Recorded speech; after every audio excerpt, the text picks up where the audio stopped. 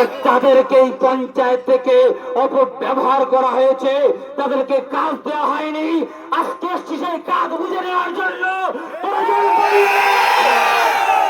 প্রয়োজন পড়লে গলায় পা দিয়ে আইনি মাধ্যমে কাজ বুঝে নেব। আমরা ঝগড়া করতে আসিনি, কিন্তু আইনের পদ আমরাও জানি।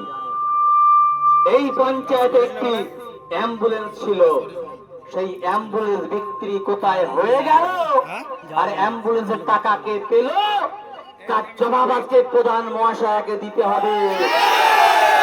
প্রধান মহাশয়, আপনি ভিতরে আছেন, শুনে রাখুন। আপনার ওই চেয়ার আপনার স্বামী বসে, সেই ফটো আমাদের কাছে। ওই চেয়ার আপনার বাবা গেলে সম্পত্তি নয়। স্বামী বসলো, তার কৈফিয়ত আপনাকে দিতে হবে। ওই চেয়ারটা হচ্ছে প্রধানের চেয়ার, সুতরাং সে ব্যবস্থা আমরা করব। আপনারা প্রকৃত যারা ঘর পাওয়ার যোগ্য তাদেরকে ঘর দেননি, আর যারা আপনাদের কাছের মানুষ, শালা শালি, তাদেরকে ঘর দিয়েছেন না, তার কৈফিয়ত আপনাদেরকে দিতে হবে। আমরা বলিনি আপনাদের সম্পূর্ণ দুর্নীতির কথা। প্রকৃত মানুষের ঘরে চাল নেই, খেতে পাচ্ছে না, আর সেই সময় সরকারি চাল চুরি করেছিল এই দেগঙ্গার বর্তমান বিধায়ক আনিসুর রহমান বিদেশ, আর তার সহযোগী আপনারা সেই সময় টিন চুরি করেছিলেন, আর 20,000 করে টাকা আপনারা চুরি করে করে আপনাদের নেতাদের কাছে তুলে দিয়েছিলেন, আর তার কাজ মানে নিয়েছিলেন। তার হিসেব আজকে আমরা নেব, আপনি রেডি হন হিসেব দেওয়ার জন্য। আমরা ভুলিনি এই পাশে আইসিডিএস সেটা হয়ে পড়ে আছে, এখনো কেন খোলা হলো না, আমরা ভুলিনি। আমরা শুনতে পাচ্ছি আপনাদের দুর্নীতির খেলায় যখন এই বাংলা থেকে পুরো ঘাঁটি শুদ্ধ বিসর্জন দিয়ে দিল, এখন আপনারা এবার পৃথিবীর সঙ্গে শোরগোল করছেন পঞ্চায়েতে প্রধান থাকার জন্য। এটা মনে রাখবেন, সিপিএম 34 বছর রক্ষা করতে পারেনি, এই টিএমসি 15 বছর রক্ষা করতে পারেনি।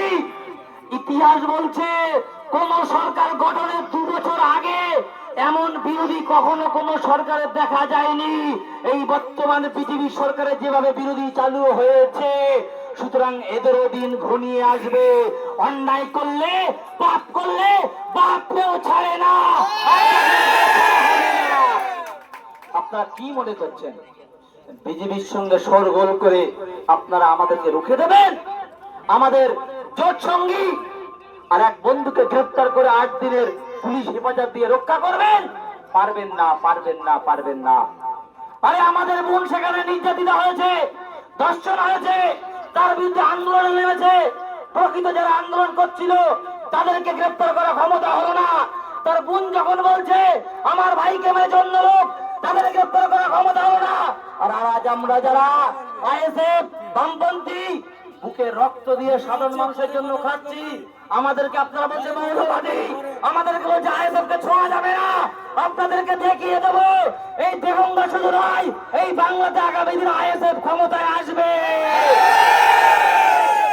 তাই আপনাকে বলছি আপনি রেডি হন হিসেব দেওয়ার জন্য। আপনাকে এখান থেকে একটা কথা বলে দেই, আমরা যতগুলো পয়েন্ট এখানে লিখেছি, আমার বন্ধুবর্গ বলছিলেন তার প্রতিটার হিসাব যদি আমরা না পাই, তার ব্যবস্থা এখানে আমরা কিভাবে করতে হয়, কতদিন এই পঞ্চায়েতের সামনে বসতে হয়, সেটা আমরা বলে দেবো যদি ব্যবহার খারাপ হয়। আচ্ছা, ভিতরে কারা যাবে তাদের নাম লিখে দিয়েছে, বলছি সামনে আসেন। আচ্ছা, তারা ডান ধরে চলে আসেন। আমি একটা কথাই বলতে চাই, আমাদের পূর্বপুরুষ এই ভারতকে স্বাধীন করতে রক্ত দিতে হয়েছিল। আমরা দেখেছি এই চোর তৃণমূল তাড়াতে গিয়ে আমাদের অনেক ভাই বোনের রক্ত গিয়েছে।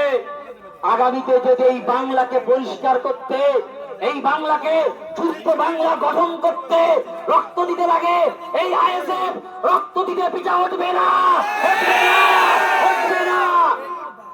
সুভাষচন্দ্র রক্ত দিয়েছিল, প্রীতমে রক্ত দিয়েছিল, এই আইএসএফ এর যারা কর্মী এরাও রক্ত দেবে এই বাংলাকে বাঁচাতে। একটা কথা মনে রাখবেন, এই বলে আমার সংক্ষিপ্ত বক্তব্য শেষ করছি। আইএসএফ জিন্দাবাদ, ছোট ভাইজান জিন্দাবাদ।